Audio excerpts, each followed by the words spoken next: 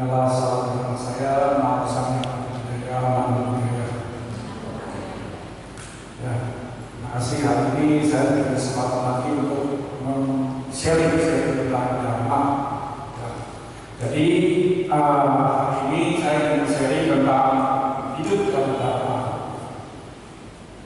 Kita tahu ada 4 hari suci dalam agama Buddha yang minimal peringatkan dan kita rayakan, kita peringatkan, yaitu hari suci Waisak yang sudah kita lewati, lalu hari Asada 10 hari yang lalu, kemudian hari suci Kalima yang akan datang 3 bulan setelah nanti masa-masa para buku, dan yang keempat terakhir adalah Panembahan. Ya, jadi kita hari suci Waisak. Nah, apa sih hari Asada itu? Karena masih dalam bulan hari Asada, saya sedikit menyinggung tentang hari Asada. Jadi hari Asada adalah pembabaran dharma pertama kali oleh Buddha Gautama kepada 5 pertapa. 5 pertapa ini adalah teman-teman beliau yang sama-sama berjuang ketika berlatih keras, yaitu sampai terus kering di hutan. Ya. Nah, 5 pertapa ini disebut dengan Panca Wagyahiku, yaitu Kondana, Dia, Bapa, Mahanama, dan Masaji. Minggu lalu kita sudah bacakan waktu peringatan Asada, kita bacakan khotbah Sang Buddha, dan yang pertama kali ketika khotbah ini disampaikan, Kondana yang mencapai kesucian. Setelah khotbah kedua pada saat yang sama, baru kelima-limanya mencapai tingkat kesucian. Nah, kemudian kelima-limanya lalu meminta ibu Sang Buddha untuk menjadi murid beliau. Karena itulah saat itu terbentuk yang namanya Sangha Bhikkhu.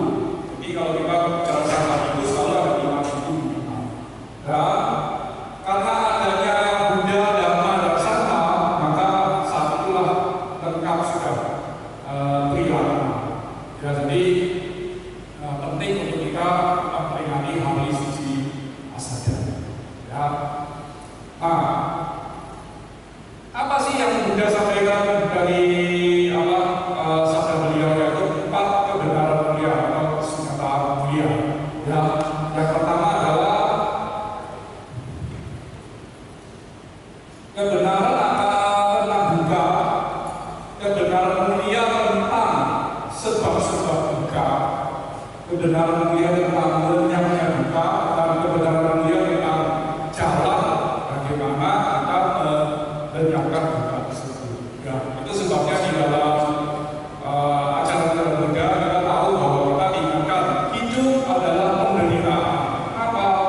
Ya, karena kita lihat Sang Buddha membawakan dhamma tentang ini pertama kali, dan baru dibawakan 2 bulan setelah beliau mencapai pencerahan sempurna. Dan ini Asada itu 2 bulan tepat setelah beliau mencapai pencerahan sempurna. Nah, melalui pengalaman pencarian, bagaimana beliau mencari apa sih makna hidup dan sebagainya sampai akhirnya menemukan ini. Karena itu kita diingatkan oleh Sang Buddha bahwa hidup penuh dengan penderitaan.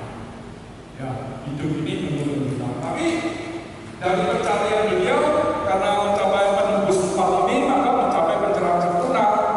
Beliau tahu kenapa sih kita ini hidup menderita, dan beliau juga tahu sebab-sebabnya apa.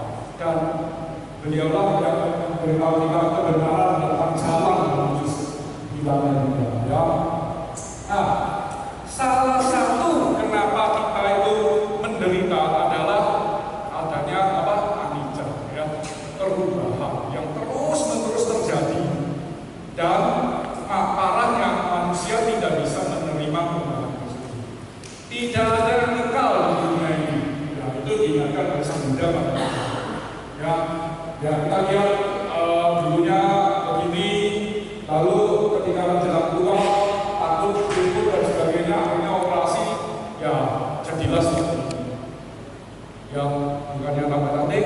Nanti setelah operasi lagi, jelek. Ya, ini penderitaan manusia. Sudah tahu manusia itu tidak bisa menerima perubahan. Ya, takut dengan ketuaan, lalu mengoperasi dirinya supaya tetap bisa awet muda. Itu salah fisikal. Tapi pada akhirnya juga menderita juga karena hasilnya berbeda dengan yang diinginkan. Ya, lalu contoh yang lain seperti ini, setelah operasi jadi begini, tambah cantik nggak ya? Ya, seperti ini ya, semakin menakutkan ya. Jadi untung nggak operasi lagi, bibirnya bisa sampai belakang ya, jadi berbahaya. Oke, kita lihat orang-orang yang tidak mampu menerima perubahan, operasi dirinya, sampai akhirnya bukan tambah baik, tapi tambah buruk. Inilah penderitaan kita. Ya, ketika dia mau dioperasi menderita, ketika dia sudah selesai anicca yang pertama, kita sudah tahu manusia tidak pernah bisa menerima perubahan. Ya, manusia hidupnya kekal. Kalau bisa kita muda terus. Ya. Oke, contoh yang lain. Nah, ini orang-orang yang tidak mengoperasi dirinya. Ya, menerima apa adanya tempat dia. Ya. Ini, ya, ini.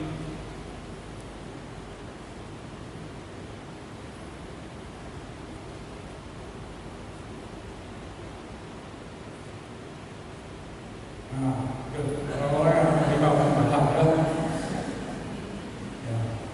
Numpang-nampang dikit itu mau bintang film juga yang judulnya tidak pernah terbit. Tidak pernah diganti. Ya, saya masukkan foto saya biar saya juga sadar bahwa saya sudah tua dan bisa menerima perubahan itu ya. Jadi kita harus bisa menerima perubahan yang terjadi ya. Biar kita tidak menderita. Oke. Nah, ini hanya 3 orang yang dulu kaya, ya dipuja-puja sama istrinya, wah semua yang diminta dibelikan, tiba-tiba jatuh miskin, maka ditinggal istrinya. Ya, istrinya kawin lagi sama orang yang ini. Ya. Lalu dia kan diundang dari rumah, lalu masuk ke panti dan sebagainya. Ya. Dulu ada wanita yang ketika dilamar pria luar biasa, dihina mati-matian karena yang wanita anak orang kaya. Lalu setelah sekian tahun ketemu lagi, ya sang pria sih masih cinta sama wanitanya, tapi wanitanya sifatnya masih tetap buruk. Ketika ketemu dihina lagi, dikenalkan ini suami saya, penghasilannya 150.000 per bulan. $150.000 misalkan per bulan. Kamu mampu enggak menghasilkan itu? Berapa lama suaminya datang terus memperkenalkan, loh Bapak kenal ya sama istri saya? Ternyata yang dulu mau melamar dia sekarang ada milioner, katanya suaminya penghasilannya 500 jutaan setiap bulan. Makanya shock, langsung nangis, menyesali dirinya. Kalau dulu menerima kan sudah enak ya. Ya inilah perubahan ya. Masalah kedua yang membuat kita menderita adalah loba, ya, ketidakpuasan. Manusia tidak pernah puas akan hidupnya ya. Coba kita lihat, ini siapa? Michael Jackson ya, masih kecil, merasa negro, pesek dan sebagainya, akhirnya operasi dilawan cowoknya, senang. Tapi tetap tidak puas, hidupnya kurang lancip. Nah, akhirnya lancip. Tetap tidak puas karena kulitnya hitam, ini jadi putih. Nah, putihkan sampai hidup di dalam tabung penuh dengan oksigen. Bagaimana kulit hitam menjadi putih dan berhasil ya? Berhasil. Tetapi akhirnya tergantung pada obat-obatan. Nah, seperti ini ya. Akhirnya jadi begini. Nah, akhirnya kembali menjadi ya seperti zaman purba ya. Karena hidungnya habis, tidak bisa dioperasi lagi. Ya. Apakah bahagia? Enggak ya. Ketika operasi pasti menderita. Ketika kenapa dia sampai jatuh di obat-obatan? Ya karena menderita itu, karena tergantung, karena sakit, karena harus menghilangkan rasa sakitnya, sehingga dia jadi tergantung pada obat-obatan. Dan pada akhirnya kita tahu meninggal muda hanya karena obat-obatan. Karena sangat mengenaskan ya. Lomba, nah ini lomba ya para wanita berlomba-lomba sekarang mengecilkan pinggang ya sekecil mungkin. Targetnya sekarang yang rekor sekarang 40 cm pinggangnya ya 40. Tiap hari pakai korset soalnya. Silakan ikat, setiap ikat terus silakan coba ya. Kalau bisa kurang dari 40 cepat daftar di Guinness Book. Kita dapat uang, dapat ini ya kenalan ya. Kita lihat sampai kulitnya berkerut, artinya sebenarnya tubuh kita nggak bisa menerima itu, tapi karena sifat ketamakan manusia akhirnya terjadi. Nah ini ya orang yang berlomba ya, sampai si Michelle ini mau bangun tuh harus dibantu karena nggak mampu lagi mengangkat tubuhnya saking kecilnya pinggangnya. Ya mereka menyiksa dirinya sendiri untuk mendapatkan pinggang yang kecil. Ya, bahkan ini ya Ixi Fox ini sampai membuang 6 tulang rusuknya. Ya, operasi yang sangat luar biasa hanya untuk mendapatkan pinggang yang kecil. Padahal kan wanita itu diciptakan dari tulang rusuk pria.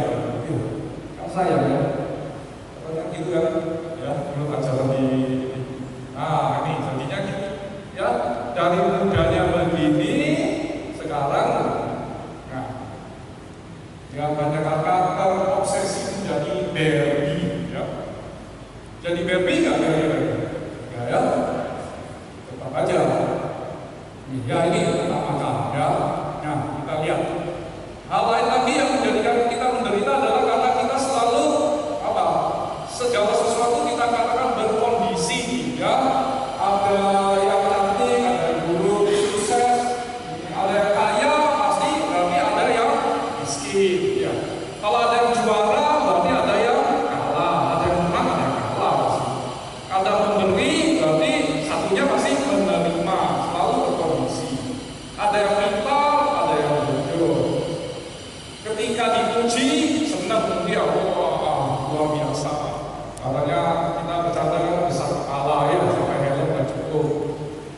Ketika dikritik, langsung marah ya, nggak mau ngomong ya, bahkan kesulitan nggak mau ngomong ya. Nah problem ada yang kuat, ada yang lemah ya, selalu begitu. Kalau yang menang happy, yang kalah sedih. Ya itulah manusia ya, menjadikan kita menderita. Oke, nah berikutnya adalah kenapa? Karena keakuan, kemelekatan kita. Ya, ini handphoneku, ya keakuan. Ini tagnya saya, ini laptopku, uangku, ya, wiharaku, rumahku, ya. Ini teman-temanku, ya bahkan ada yang mengelompok yang sana, oh kamu tidak termasuk temanku, tidak selevel dan sebagainya, dibuat kondisi level apa ya, kaya miskin dan sebagainya.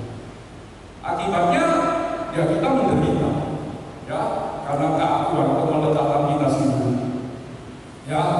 Nah bagaimana mengikis keakuan kita biasanya dengan berdoa ya, selama ini kita sudah lakukan ya, berbagi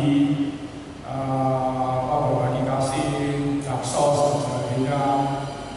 Lalu kemarin juga daksos, karena ya orang muslim pun karena ya lihat-lihat ibu kasihan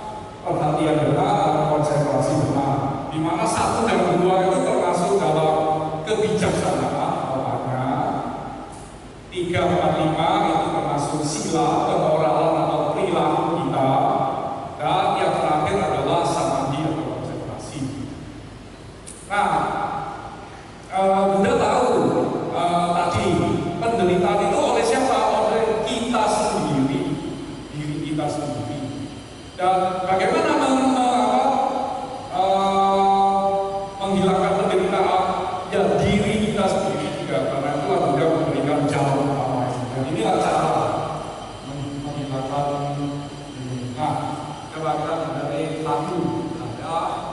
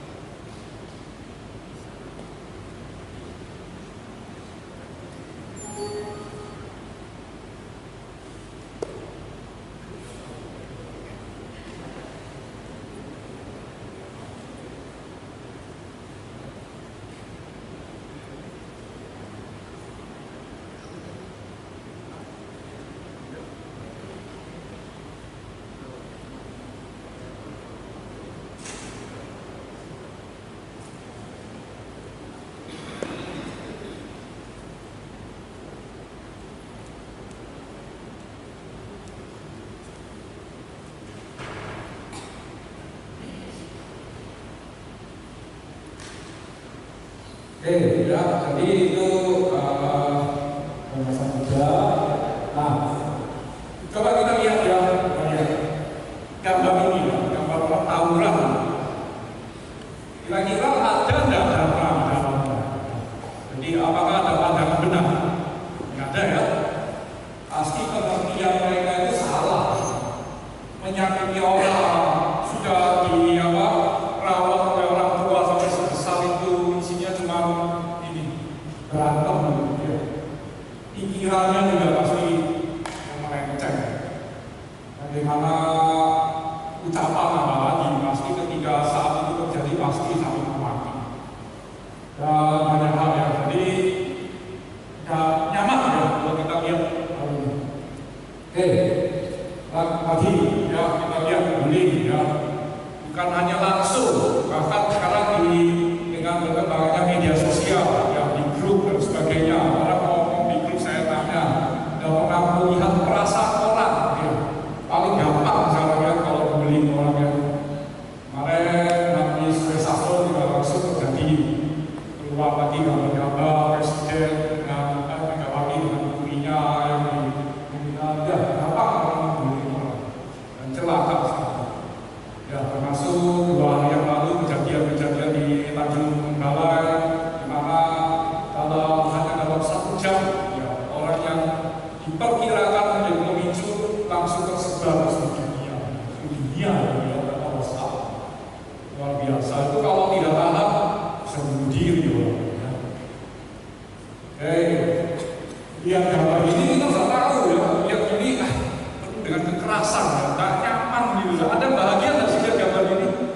Lihat latar belakangnya aja ada orang yang ketakutan itu sudah nggak enak ya kan? Ya inilah kita tahu bahwa kita bisa mengukur ketika kita lihat gambar begini aja kita tahu dhamma ada dalam diri kita. Ya. Nah ini yang kemarin 2 hari yang lalu kita alami. Ya lihat gambar ini nggak enak ya. Dimana kita pakai 9 yang hancur ya. Apakah salah wanita ini? Ya. Yang kalau kita sedangkan begitu saja dengan seenaknya gitu ya. Kita ikut berpartisipasi gitu. Kalau sampai dia udah berani keluar rumah ya, dengan gampangnya kita tulis namanya dengan jelas dan sampai siang masih cuma berita ke foto nama. Mulai sore makin banyak caci maki itu wanita ya, yang gila ya apa ya ini benci, ada yang kalau di grup yang lain wah bencana lihat wajahnya judes apa gini wah pokoknya kalau caci itu gampang kasihan kan ya, padahal polisi aja sedang interogasi kebenaran tapi kita sudah mencaci maki. Ini yang terjadi ya, padahal kita tahu bahwa kalau kita baca berita itu yang 2 hari lalu itu hanya pemicu ya, karena bom waktu itu sudah ini akumulasi aja, karena problem terbesarnya karena ada di patung ini ya, patung setinggi 6 meter yang ada di lantai 6 ini yang jadi pemicu ya. Dan kejadian ini juga menunjukkan bagaimana anicca perubahan ketika diharanya diunggah dari lantai 2 lantai menjadi 6, wali kota dengan senang hati datang bahkan meletakkan batu pertama ya. Ketika selesai diunggah, wali kotanya sudah ganti. Nah ini problem. Nah kita harus antisipasi. Ini jadi pelajaran bagi kita. Lalu dibangunlah patung sebesar 6 meter menghadap ke laut. Saya dengar ada beberapa peneliti yang menyelidiki tahun 2015 tahun yang lalu sudah diperingatkan ini bom waktu aja ya. Ada yang tanya, jadi ada beberapa pengurus yang ngeyel, yang ngotot tetap harus ada patung ya. Mereka ketika ditanya tidak mau tahu karena waktu sudah diresmikan kok dipermasalahkan, tidak mau tahu ya. Kemarin bom itu meledak ya, itu kesempatan aja kalau dibilang si ya semua kena. Ya. Jadi kita tahu kalau kita menjalankan dharma dalam hidup kita, kita jangan hanya keakuan kita, tapi kita juga peduli pada hidup kita. Ya hanya karena patung ini sebelah wihara Triratna ini persis kelenteng Dewi Samudra, ya sudah habis. Ya di jalan Asahan ini ada 4 dan langsung habis, lalu merambah ke yang lain. Jadi hanya karena patung, ya. Karena mereka menganggap bahwa Tanjung menjadi kota berhala memuja patung.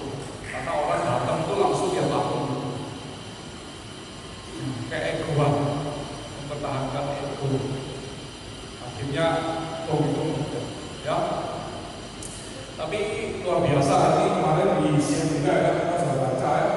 Ini salah satu pengurus yang ditanya anaknya, wah ini mama pasti sedih dulu bangun dari kecil, wiharanya sekarang sudah besar terus dihancur begitu.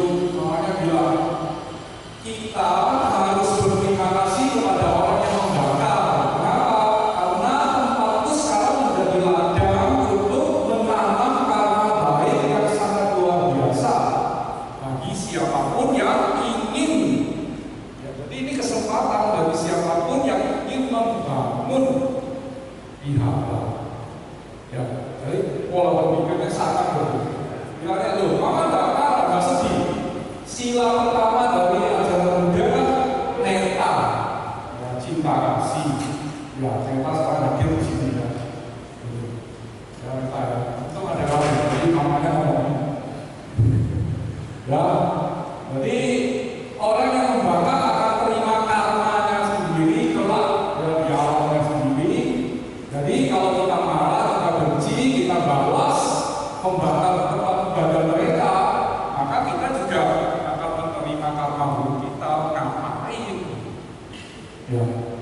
Jadi yang perlu kita balas. Ya, Buddha juga ajarkan jangan membalas kebencian dengan kebencian. Balaslah kebencian dengan cinta kasih. Ya, oke, kita lihat praktek-praktek dharma ya seperti ini kan juga ya. Ada yang susah kita pukul, ada yang sakit kita bantu, ya. Ada yang sedih kita dengarkan. Lihat gambar ini kan menunjukkan ya, ada orang saling membantu.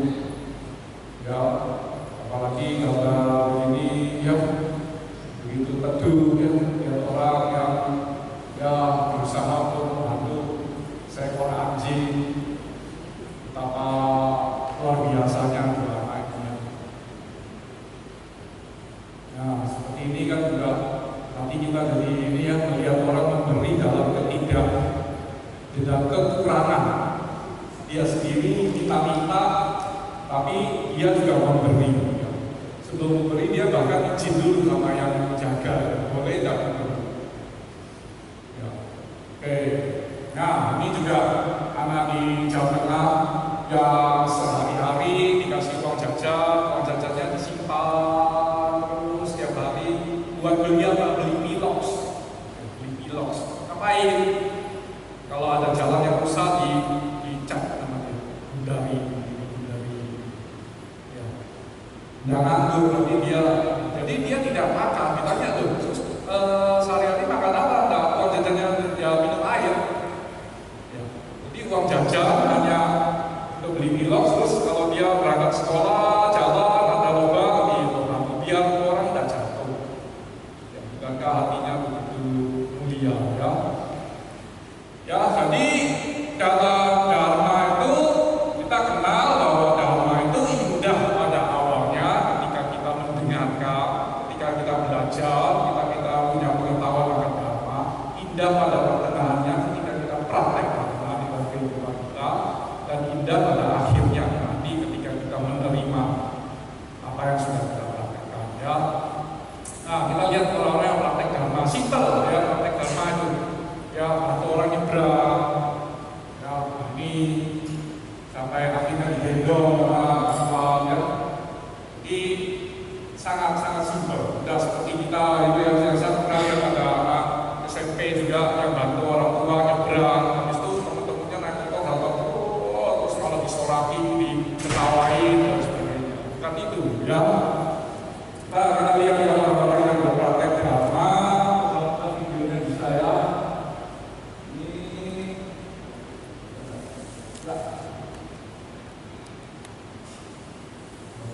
Salah pikir.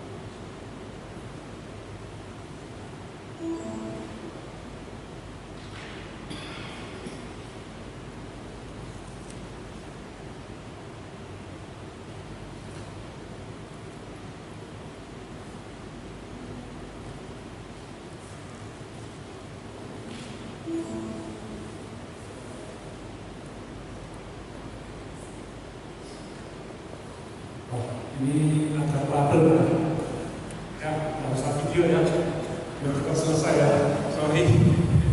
Jadi kita lihat orang-orang yang berpraktek dharma, menolong orang lain. Video ini sebenarnya ada salah satu yang menunjukkan bahwa ketika menyeberang jalan, banyak orang ada orang tua yang mau menyeberang jalan, banyak tidak peduli ya, jalan di sebelahnya, jalan-jalan.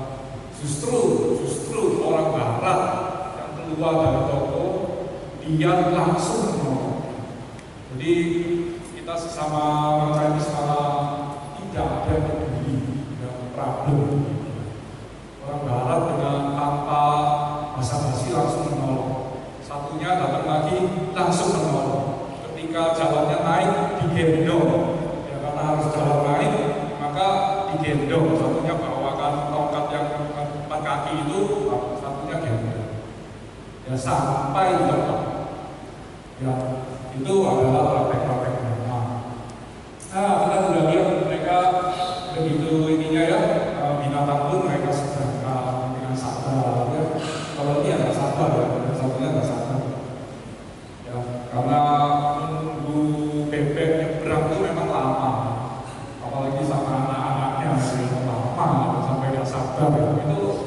Itu macetnya sudah seperti kemarin Brebes itu, ya 13 kilo ya, lama ya.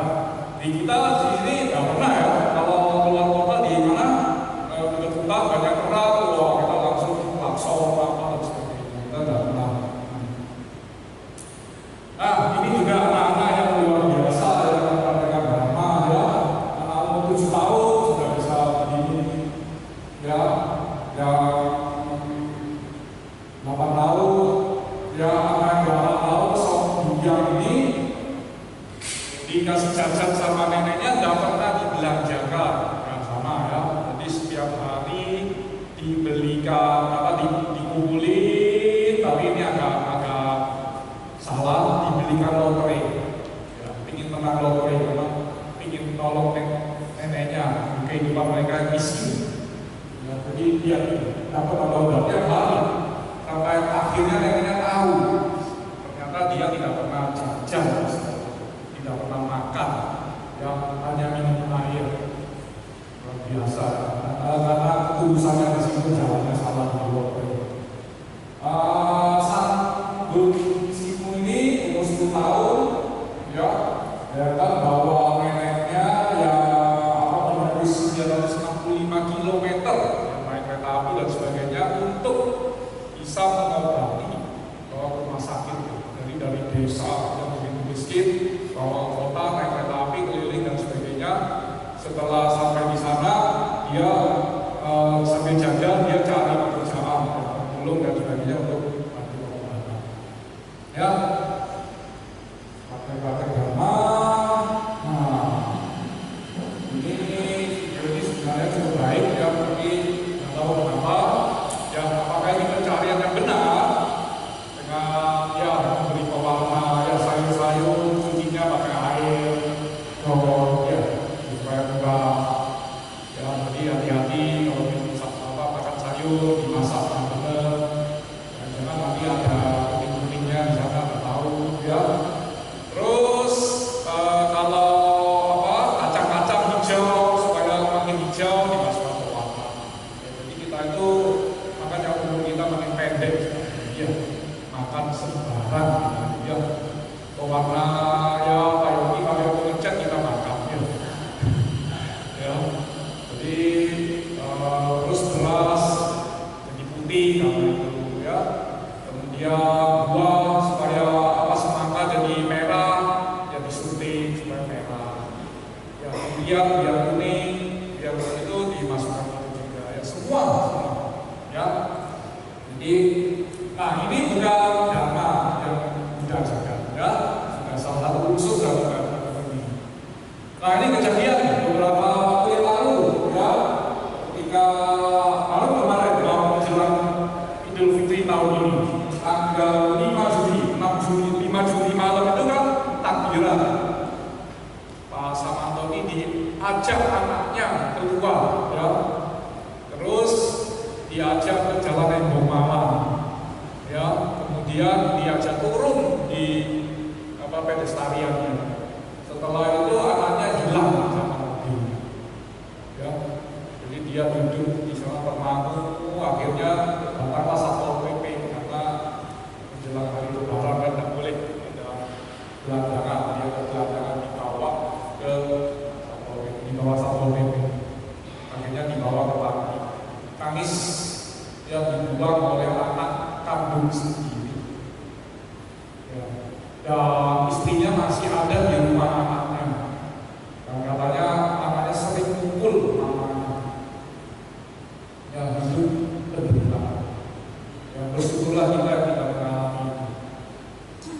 Lalu nenek ini juga sama, dibuang oleh anaknya, buangnya di dekat tempat sampah. Karena itu nenek ini tidak pernah mau pergi dari tempat sampah. Nah, kita sering sudah ingatkan kita. Siapa yang bisa menolong diri kita?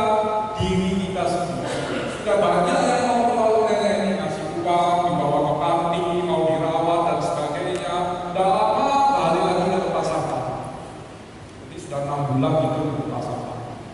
Ya sudah diajak, sudah dia balik lagi ke tempat sampah. Ya, jadi dia senang di sana. Mungkin karena dia yakin bahwa anaknya satu hari balik lagi. Jadi kita mau pergi dari pasar setiap hari, tidur begitu, tidak ada selimut, tidak ada yang mengemaskannya. Ada lagi seorang guru persis jadi tahun ini ada 3 yang saya baca dibuang, yang ibunya bilang sejak kecil saya sudah merawat dia, tapi sekarang hanya untuk memberi saya makan aja tidak mau, sambil nangis-nangis. Ya, betapa mengemaskannya. Ya, moga-moga kita tidak melakukan hal seperti ini. Nah, video ini kalau kita lihat masih nangis ya. Saya tidak tahu sudah pernah lihat belum ya, seorang anak yang memukul mamanya. Ya, pukulnya keras sekali gitu ya, sampai terdengar yang merekam itu sampai terdengar plak-plak gitu. Ya, pukul. Setelah itu ditindih ke belakang. Dan pukulnya di depan anaknya, di depan cucunya. Ya, sangat menyedihkan. Ini orang-orang yang tidak tahu akan dharma. Ya. Nah, ini juga sama. Saya sekali lagi coba ya. Coba lagi ya.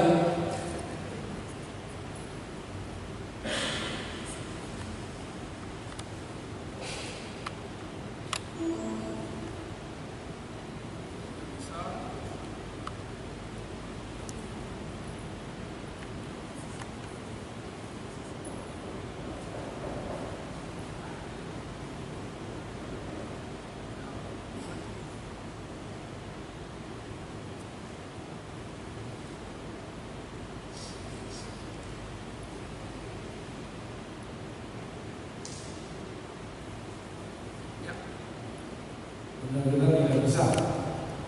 Ya, jadi ini seorang anak yang ditabrak oleh mobil, dilindas mobilnya belakang, kereta di jalan, lewat 1 orang, 2 orang, 3 orang, tidak ada yang menolong, 4 orang, 5 orang, 6 orang, sampai akhirnya ke-8 dan lewat lagi sebuah truk. Bukannya nolong, dilindas lagi ke belakangnya. Gila ya, sangat luar biasa. Setelah itu 11 orang, 12 orang, sampai orang ke-15 orang belum baru menarik anak itu ke pinggir jalan. Ya, betapa mengerikan dunia ini sekarang ya. Ketika kemudian kita ke ini ya, gimana caranya ya, saya tidak tahu. Nah, kalah sama binatang ini ya, binatang ini begitu setia. Ketika ada sesama binatang terluka mati dia ditabrak, maka dia berusaha menarik ya temannya itu ke pinggir jalan. Setelah itu ditunggui di sana, ditunggui. Nggak tahu karena mereka mungkin nggak ngerti, pikirnya mungkin bisa hidup lagi. Tunggui, tak sampai kapan. Ya, burung pun demikian. Jika temannya sakit, bantu, tunggui, ya. Terus, nah ini orang-orang yang begitu peduli ya. Jika banjir, mereka bantu, ya. Jadi bagaimana menolong binatang yang taruh nyawa, ya. Berbahaya sekali, tapi mereka bantu, ya, bantu sini ke air, mempertaruhkan nyawanya, ya. Nah, saya satu dari Bunda Teresa yang bilang, ya kalau kita tidak semua orang, bahkan kita, kalau kita memang tidak bisa melakukan hal-hal yang besar, lakukanlah hal-hal yang kecil, tapi dengan penuh cinta kasih. Bukankah ini kata-kata ini sangat lekat dengan kita sebagai murid-murid Buddha, ya, cinta kasih, with love, great love. Jadi kalau kita tidak bisa mengerjakan hal-hal besar, ya kerjakan hal-hal kecil. Ya tadi mungkin menyeberangkan orang, tersenyum pada orang.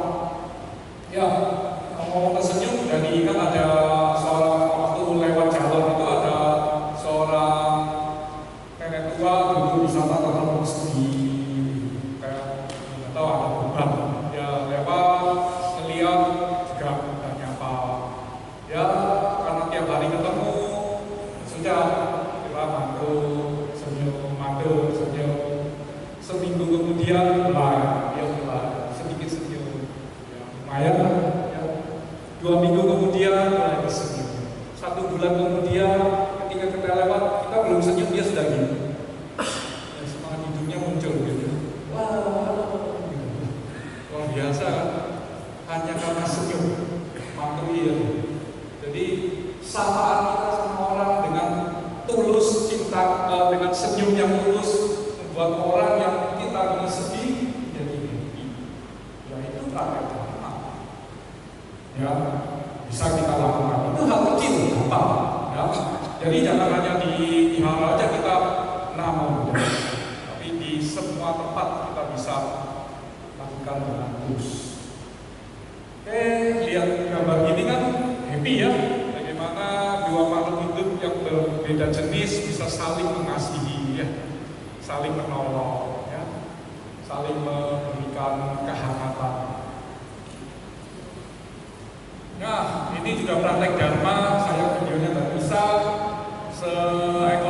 2 ekor angsa yang disediakan makan, dia tidak mau makan sendiri. Ya dia bagi-bagi ke ikan-ikan itu. Ya jadi dia bagi ke ikan-ikan. Yang sudah dapat ya dikasih, dia kasih yang belum dapat. Jadi sejak angsa ini mau berbuat begini, yang pemiliknya tidak usah lempar makanan lagi. Makanannya ditaruh di kotak itu, ditaruh aja di pinggir, angsanya datang, dia makan dulu, habis itu dia ambil makanan itu dibagikan ke ikan-ikan. Ikan-ikan itu kumpul, angsanya banyak. Ya, luar biasa ya. Kita masa kalah sama angsa. Ya. Jadi inilah praktek-praktek dharma. Ya mungkin nanti kalau sudah mati dia akan terlahir dari manusia. Untuk bisa mempraktekkan dharma dalam hidup kita, supaya bisa hidup dalam dharma, kita bertekad. Tidak gampang ya. Menjalankan jalan utama menuju dharma itu tidak gampang. Butuh tekad. Ini saya sebenarnya video ini menunjukkan bagaimana orang anak tidak punya tangan makan. Ya. Untuk satu sendok itu kalau saya hitung dia butuh 35 detik. Bisa makan diatur, di sendok, agak miring, dia nggak bisa, mulutnya nggak bisa digeser lagi, bagaimana diungkit supaya bisa masuk ke mulut. 35 detik satu sendok, satu suapan. Ya, kita yang sehari-hari begitu gampang, mungkin kita menyanyiakan makanan. Ya, dia ini makan dengan susah payah karena nggak punya tangan. Ya, nah ini cerita Maricel Avatar ya, di Filipina, di mana ketika umurnya 11 tahun dia jalan bersama pamannya, kemudian ketemu sekelompok orang. Beberapa orang itu sebenarnya tetangganya dia. Beberapa sekelompok orang ini lagi, saya nggak tahu perang atau apa, bawa golok panjang-panjang, kemudian membabak habis semua orang yang di dalamnya, termasuk pamannya langsung dibabak, ya, kena, dan dia pun langsung disabet sama goloknya itu semaput. Dikira sudah mati. Ketika dia bangun, dia lihat, pamannya kepalanya sudah terpedal. Dan orang-orang nggak tahu kalau dia masih hidup, lalu dia pura-pura mati. Nah, ketika dia lihat kelompok orang itu agak jauh sudah pergi, dia cepat lari melarikan diri. Maka selamatlah dia. Ketika lari itulah dia baru lihat dua tangannya itu sudah putus dua tangannya. Lehernya tersabet, dua tangannya putus sama mereka. Dia lari, dia pulang ke rumah.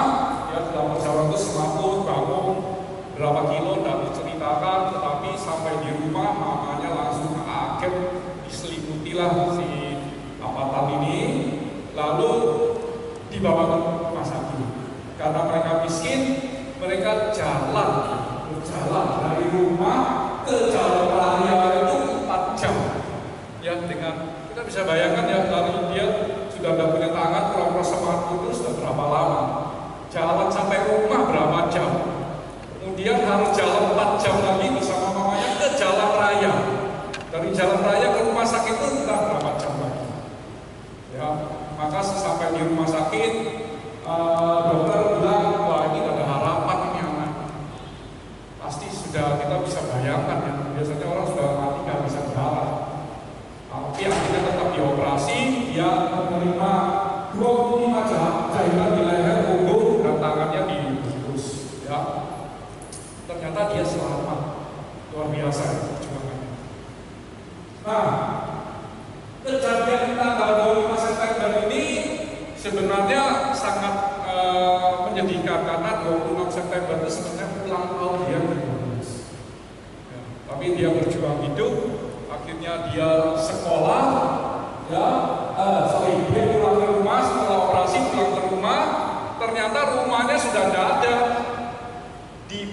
dirampok dan dibakar. Ya, akhirnya dia harus berhutang 50 sekitar, kalau uang dulu 50 jutaan sama rumah sakit, bisa bayar. Ya. Nah, tapi berkat bantuan pastoral, akhirnya dia dibantu bayar rumah sakitnya, lalu disekolahkan, akhirnya sekolah lulus manajemen perhotelan dan manajemen restoran, perhotelan dan manajemen restoran, dan sekarang sudah jadi chef, ya chef hotel bintang 5, ya, dan dia terkenal dengan chef tanpa telapak tangan, tidak punya telapak tangan, ya pakai 2 tangan itu. Ya, tapi dia masak dan sebagainya, masakannya di hotel tadi luar biasa ya. Jadi kita lihat tekad untuk hidup dari Maricel Amartani inilah yang membuat dia menjadi sukses. Ya, oke. Nah, jadi kalau kita mau hidup dalam dharma, tidak cukup hanya dengan datang ke wihara, bisa nanti kita namaskara, setiap ketemu numpang kita namaskara. Ya, kita hafal wanita, buku apapun hafal, yang merah hafal, yang biru hafal, yang kuning hafal, putih hafal, semua hafal. Ya, mau cara apa, Mahayana, Theravada, semua hafal. Tidak cukup, ya, cuma hafal aja. Kita berdana, ya, dana, kasih uang, setiap kali berdana, kita merasa kita sudah paling ini ya, ada acara apa kita berdana, kita bantu orang. Tidak cukup hanya ritual-ritual kita semua hadir, ya ikut semua. Apa ada remote datang kita ikut, bukan hanya itu, ya. Kita juga aktif di kegiatan sosial, kita juga tidak cukup sebenarnya. Jadi kalau mau hidup dalam dharma, kita harus praktek dharma itu sendiri. Ya, Panya, Sila, dan Samadhi. 8 ruas jalan utama itulah yang harus kita praktekkan dalam hidup. Memang tidak mudah, ya. Mudah mensarikan jadi 8 itu, tetapi kita harus melatih diri kita sedikit demi sedikit. Tidak bisa kita langsung bisa semuanya. Kita juga melatih pikiran, ucapan, dan perbuatan. Kita tahu akibat ucapan yang diberitakan itu, maka terjadi kasus yang menyedihkan di Tanjung Balai, ya. Sangat menyedihkan, ya. Jadi hanya karena ucapan, ya, diperkirakan beberapa orang yang dari daerah itu bilang, ya, itu orang-orang yang biasanya pakai bahasa Hokkien, pakai bahasa itu, sehingga mungkin bahasa Indonesianya kurang lancar, ketika ngomong ditangkap. Tapi kita tahu lah ya, buat apa kita perdebatkan tentang suara ya. Saya ada teman saya itu seberang rumahnya itu juga orang Muslim, belakangnya itu masjid. Suaranya keras sekali sampai rumahnya. Suatu hari seberang rumahnya itu yang begitu taat, bahkan mereka beribadahnya dengan cara yang di luar dari yang biasa. Datang nyebrang ke teman saya berkunjung, terus mengeluh, pusing saya. Loh, kenapa? Sama-sama wanita ya, pusing. Kenapa ibu? Ya soalnya nggak bisa tidur. Kenapa? Itu suaranya terlalu keras. Ya. Wah, saya pada awalnya bilang iya, keras sekali. Tapi dia untungnya tersadar. Setelah itu dia tersadar. Loh, ini bukan saatnya dia ngomong kayak gitu. Karena yang bersangkutan juga Muslim. Lalu ibu bilang, iya keras sekali, saya tidak bisa tidur dan mengeluh macam-macam. Tapi karena dia tersadar, dia lalu membalik, dia bilang, ya tapi kan sudah terbiasa bu kita suaranya. Masa ibu ini, saya aja sudah biasa, anggap aja musik, saya tidak apa-apa, saya bisa tidur, bisa apa. Meskipun dia sendiri tidak bisa tidur sebenarnya. Tapi hati-hati dengan situasi begitu, pancingan-pancingan dan sebagainya. Ketika kita ucapkan tanpa kesadaran, kita sampaikan ke orang yang salah. Ya seperti tadi ya, yang diperkirakan dalam berita itu pada pengurus masjid, dia mengatakan suaranya tolong dikecilkan. Itu kan mencari masalah. Ya, nah maka disampaikan ke kelompok orang yang tidak dewasa, yang tidak bijak, maka terjadi hal itu. Ya, karena itu sudah mengingatkan kita, pikiran, perkataan, perbuatan. Ya, jadi kita harus ini. Dan yang ketiga adalah kita harus menghilangkan kemelekatan akan apa? Loba, dosa, moha. Yang paling susah adalah moha, kebodohan nanti. Ya, berapa banyak dari kita yang melakukan sesuatu, ketika ada yang ngomongin kita tetap aja melakukan. Ya. Kita tahu itu salah, tapi besok ya kita ulangi lagi, kita kebodohan hati. Ketika dibilangin jangan melekat, jangan benci orang itu, biarkanlah. Misalnya kita benci sama si A yang memakan uang kita, lalu kita melekat terus benci sampai sekarang nggak bisa tidur dan sebagainya. Dinasehati tetap aja kayak gitu. Ya itulah kebodohan batin. Gimana bisa bahagia, gimana bisa tidak menderita kalau kita terus melekat. Belum lagi keserakahan. Bagaimana ya kita melatih diri lah ya. Kalau saya bicara di anak-anak muda ya latih diri. Kalau ngambil makan, simpel ngambil makan, dia atau yang tua ya ngambillah sesungguhnya. Ya pernah kan ya kita di sini ya begitu ya. Jadi kalau kita lihat di pesta terutama yang apa kalau pernah di awal ya makan istilahnya makan jalan gitu ya, prasmanan gitu ya. Kalau sudah waktunya maka antri ambil sebanyak-banyak semua, diambil satu-satu sampai penuh.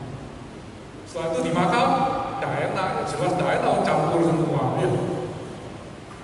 Beda sama orang barat ya. Kalau orang barat ya ambil yang dia suka sudah selesai. Nanti mau lagi ya ambil lagi. Kalau kita kan enggak, karena males, nanti males mau ngambil lagi habis. Ambil dulu semuanya.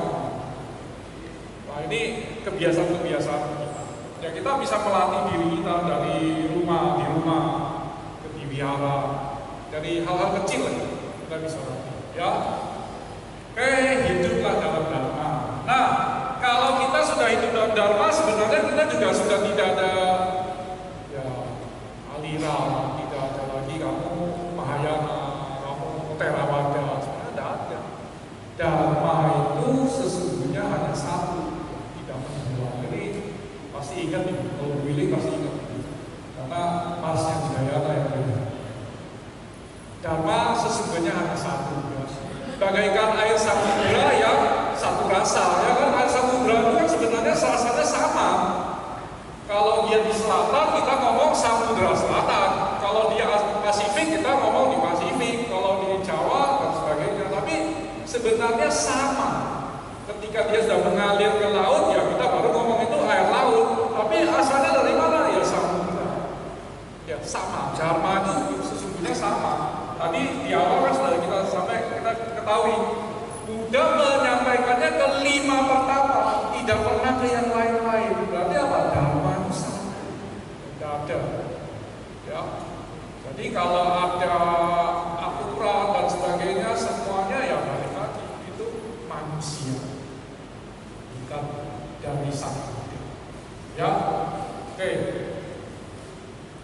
Nah, ini ingatkan kita lagi bahwa hidup kita dilahirkan dari manusia itu tidaklah mudah, tidak mudah. Jadi syukurilah kalau sudah terlahir sebagai manusia. Meskipun ada yang masih menderita, tapi syukuri hidup sebagai manusia. Ya, terlahir sebagai manusia itu sangat sulit. Sungguh sulit kehidupan manusia. Dan sudah ingatkan juga bahwa kehidupan kita memang sulit, tidak gampang. Kalau ada yang mulus-mulus saja ya bersyukurlah makin banyak menjalankan dharma, mau punya kesempatan yang lebih besar.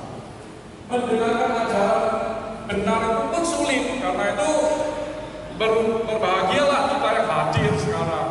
Berbahagialah yang nanti ketika Dhammatalk lawan hari mau hadir setiap hari dengerin.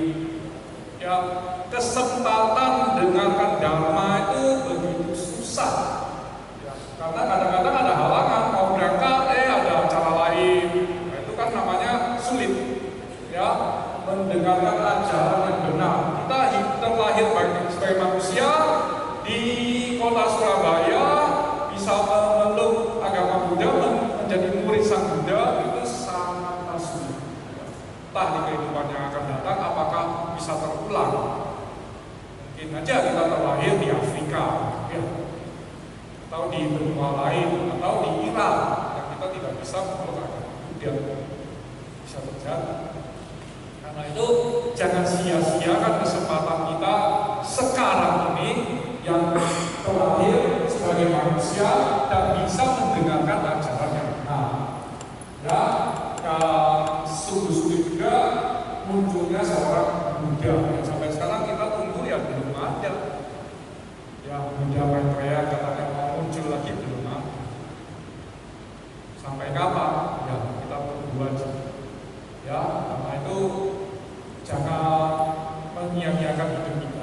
itulah dalam dharma.